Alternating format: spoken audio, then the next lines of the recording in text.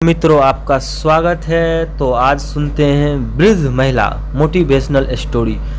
Abu road की एक चर्चित दुकान पर लस्सी का ऑर्डर देकर हम सब दोस्त यार आराम से बैठकर एक दूसरे की खिंचाई और हंसी मजाक में लगे थे।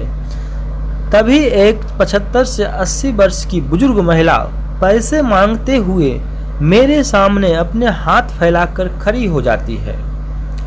उनकी कमर झुकी हुई थी, चेहरे की झुर्रियों में भूख तैर रही थी, नेत्र भीतर को धसे हुए थे किंतु सजल थे। उनको देखकर मन में न जाने क्या आया कि मैंने अपनी जेब से सिक्के निकालने के लिए डाला हुआ हाथ वापस खींचते हुए उनसे पूछ लिया, दादी जी लस्सी पिएंगे? मेरी इस बात पर दादी कम अचंभित हुई और मेरे मित्र अधिक, क्योंकि अगर मैं उनको पैसे देता तो बस 5 या 10 रुपये ही देता, लेकिन लस्सी तो 30 रुपये की एक है, इसलिए लस्सी पिलाने से मेरे गरीब हो जाने की और उस बूढ़ी दादी के द्वारा मुझे ठग कर अमीर हो जाने की संभावना बहुत बढ़ी हुई थी। दादी ने सकुचाते हुए हामी भरी और अपने पास जो मांग कर जमा किए हुए 6-7 रुपये थे वो आपने कांपते हुए हाथ से मेरी ओर बढ़ाए। मुझे कुछ समझ नहीं आया तो मैंने उनसे पूछा, ये किस लिए? उनको मिलाकर मेरी लस्सी का पैसा चुका देना बाबूजी।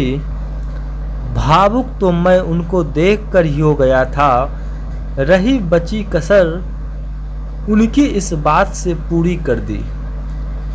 एकाएक मेरी आंखें छलछला आई और भरभराए हुए गले से मैंने दुकान वाले से एक लस्सी बढ़ाने को कहा। उसने अपने पैसे वापस मुट्ठी में बंद कर लिए और पास ही जमीन पर बैठ गई।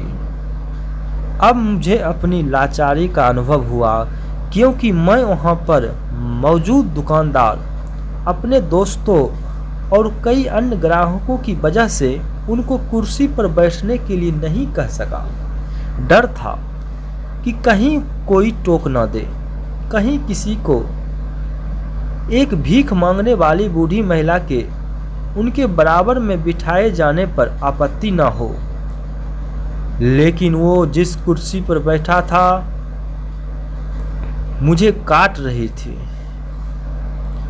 लस्सी कुल्हड़ों में भरकर हम सब मित्रों और बूढ़ी दादी के हाथों में आते ही मैं अपना कुल्हड़ पकड़कर दादी के पास ही जमीन पर बैठ गया, क्योंकि ऐसा करने के लिए तो मैं स्वतंत्र था, इसलिए किसी को आपत्ति नहीं हो सकती थी। हाँ, मेरे दोस्तों ने मुझे एक पल को घूरा, लेकिन वो कुछ कह नहीं सकते थे।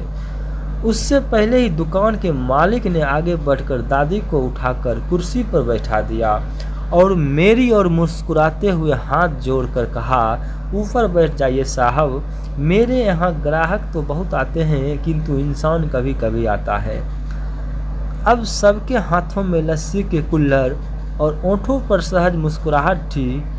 बस एक वो दादी ही थी जिनकी आंखों में तृप्ति के आंसू, ओंठों पर मलाई के कुछ अंश और दिल में सैकड़ों दुआएं लेकर बैठी थी।